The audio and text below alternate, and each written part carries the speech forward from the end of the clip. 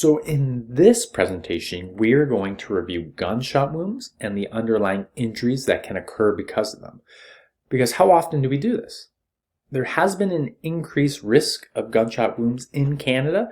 We fortunately don't have the same problem as our neighbors to the south, but nonetheless, we have to review this because we have to be prepared for the different injury patterns that occur. We can help execute sufficient and optimize our different treatment plans depending on the patient's injuries.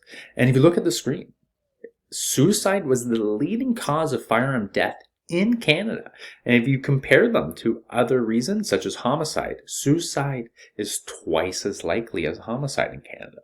And from reviewing the statistics from 2016 to 2020, there are 4,005 deaths, 3,169 hospitalizations, and 2,846 emergency department visits related to firearm injuries in Canada alone.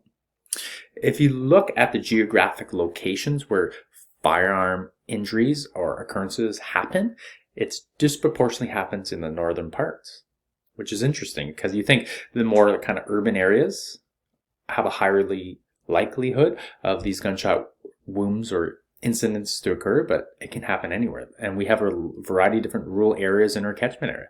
So that's why it's so valuable to review this. So obviously injuries depend on bullets from their caliber. How close away was the patient? Where did it hit? What type of gun was used? Because all these factors matter and it dictates what type of injury or injuries that the patient could have.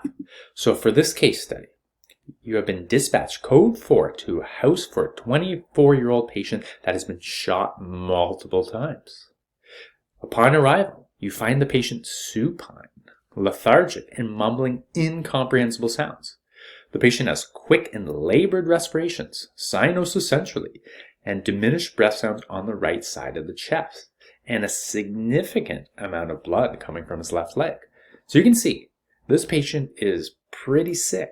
He's got a combination of different injuries and risks. Is he suffering from a tension pneumothorax or hemothorax or both because he's got diminished breath sounds on that side? And this patient has a pretty severe bleed coming from his left leg. Obviously, there's a variety of different vasculature in our leg, especially our thigh, such as the femoral artery. And if you tear your femoral artery, you're going to lose approximately up to 1 liter of blood in that leg alone. You can lose up to 2 liters in each side of your chest. And we only have 5 liters in us. So this patient's at serious risk for hypovolemia, as well as obstructive shock. So this patient could have a combination of the different pathologies. And if he's suffering from or has the cyanosis centrally, that means he is systemically hypoxic due to the lack of oxygen from the compromised function of his lungs from the tension or hemothorax or both, and as well as the reduction in blood because he's losing it, and this leads to this hypoperfusion. So if we continue on. So witnesses state they heard the front door of the patient's house get broken into and yelling. They heard 5 gunshots in total, then the car fled the scene. When you assess the patient further, he has 2 gunshot wounds to his upper right back and 1 to his left thigh. The patient has approximately 750 mils around him, which is mostly coming from the thigh. So if we see this, obviously if you get shot anywhere in your thorax, that has so much vasculature, so much absolutely necessary vital organs, and that can lead to destruction, like our lungs, our heart, our inferior cava, our aorta, our liver, our kidneys, and so many other important organs and vasculature are there. And bullets don't just go through a straight line, obviously. They can ricochet off bones, different depending on the gun and the different bullets. They can disperse out, and it can cause a catastrophe of just all the damage that could ensue. And this patient has approximately 750 mils of blood around his left leg alone. We start going into shock at around 500 mils of blood loss. So you can see this patient is severely, severely sick.